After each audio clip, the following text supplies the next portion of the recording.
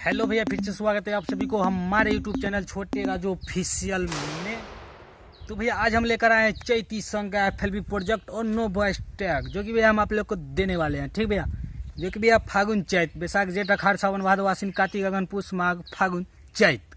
ठीक भैया, तो यही चैती सॉन्ग लेकर आए हैं, जो कि भैया वही है गेहूँ काटने वाला यही सॉन्ग है भैया। ठीक है, काफ़ी भैया मिक्सिंग हुआ है, ज़्यादा सुंदर, आप लोग भैया देख लीजिएगा। ठीक है, डिस्क्रिप्शन में लिंक दिया हुआ है जिप फाइल का, वहाँ से आप लोग भैया जा करके डाउनलोड कर सकते हैं। पहला पासवर्ड होगा 21, उसके बाद भैया आप लोग को वीडियो को शुरू से लेके अंत तक आप लोग को देखना पड़ेगा। ठीक है भैया, तो वीडियो में पासवर्ड आप लोग को मिल जाएगा। ठीक है भैया, तो आप लोग भैया फटाफट से लाइक करते चलिए, और चैनल पे नए हैं तो चैनल को भी सब्सक्राइब कर दीजिएगा। आप लोग को भैया ऐसा ऐसा जो है FLB प्रोजेक्ट और नो वॉइस टैग आप लोग को मिलता रहेगा।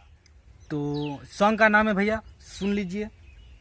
तो यही सॉन्ग था भैया। ठीक है, तो चलिए भैया देर न करते हुए चलते हैं हम अपने कंप्यूटर स्क्रीन पे। Mix by